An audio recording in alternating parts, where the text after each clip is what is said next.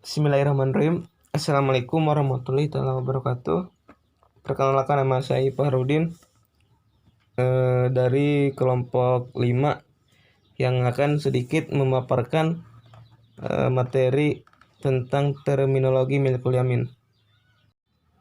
Terminologi milkul yamin.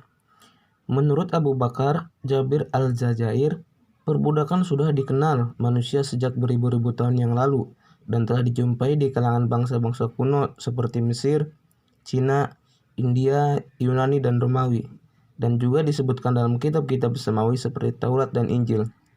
Budak dalam Islam disebutkan dengan istilah abd, amat, rakabah, rikab, dan ma malakat aimanukum atau yang disebut milkul yamin. Lafadz abd yang dimaknai dengan al-rakib yaitu budak atau hamba, sedangkan lafadz amat bermakna al-jariyah yaitu budak perempuan, serta lafadz rakabah dan rikab dimaknai dengan al-abdu al-mamluk yaitu hamba sahaya atau budak. Quraisy Shihab menjelaskan bahwa pada dasarnya lafadz rikab bermakna leher, namun berkembang menjadi bermakna hamba sahaya dikarenakan banyak hamba sahaya yang ditawan saat peperangan. Tangan mereka dibelenggu dengan mengikatnya ke leher mereka, atau budak yang berada dalam belenggu tuannya. Lafaz-lafaz tersebut terlihat dengan jelas memiliki makna yang tertuju pada tren perbudakan. Berbeda dengan frase mamalakat aimanukum atau milkul yamin yang maknanya tak tertuju secara langsung pada perbudakan. Milk yamin secara harfiah artinya yang dikuasai oleh tangan kanan.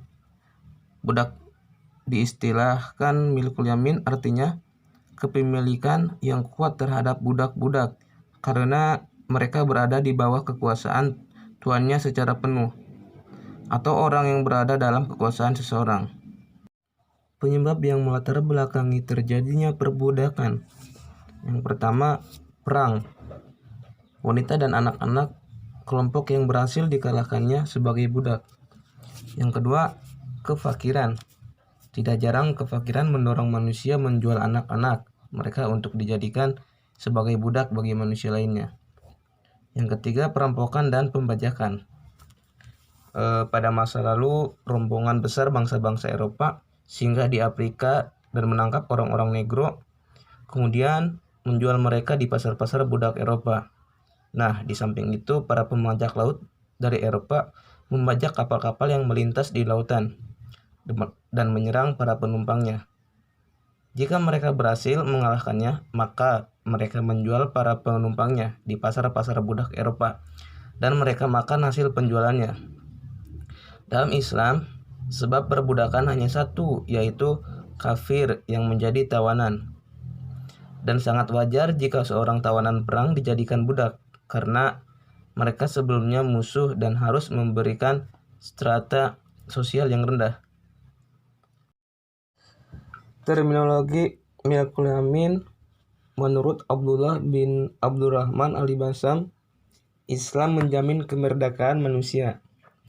Mereka tidak bisa menjadi budak kecuali dengan satu sebab saja, yaitu orang kafir yang menjadi tawanan dalam pertempuran. Dan panglima perang memiliki kewajiban memberikan perlakuan yang tepat terhadap para tawanan. Bisa dijadikan budak, meminta tebusan atau melepaskan mereka tanpa tebusan. Itu semua dipilih dengan tetap melihat kemaslahatan umum. Inilah satu-satunya sebab perbudakan di dalam Islam berdasarkan dalil nakli yang disahih. Karena sesungguhnya orang yang berdiri menghalangi akidah dan jalan dakwah pada hakikatnya ingin mengikat dan membatasi kemerdekaan serta ingin memerangi, maka balas yang tepat adalah ia harus ditahan dan dijadikan budak. Tawanan perang tidak otomatis menjadi budak, tetapi terdapat beberapa pilihan yang memerlukannya, yaitu yang pertama menjadi budak, yang kedua bebas dengan tebusan bahkan bisa bebas tanpa syarat, dan yang ketiga eksekusi hukum mati. hanya dilakukan bagi laki-laki dewasa saja. Milkul yamin menurut M. Qudhari yaitu perbudakan dalam konstruksi historis hukum Islam bahwa sebelum Islam datang, sistem pembudakan telah berlangsung dan melembaga di tengah masyarakat Arab. Ketika Islam datang, sistem perbudakannya sebagai salah satu bentuk kepemilikan yang sah diberikan sementara waktu. Dijelaskan dalam Quran surat Al-Mu'min ayat 5-6 yang artinya, dan orang-orang yang menjaga kemaluannya kecuali terhadap istri-istri mereka atau budak yang mereka miliki, maka sesungguhnya mereka dalam hal ini tiada tercela. Mungkin itu saja pemaparan materi yang dapat saya sampaikan, kurang lebihnya mohon maaf. Sekian, wassalamualaikum warahmatullahi wabarakatuh.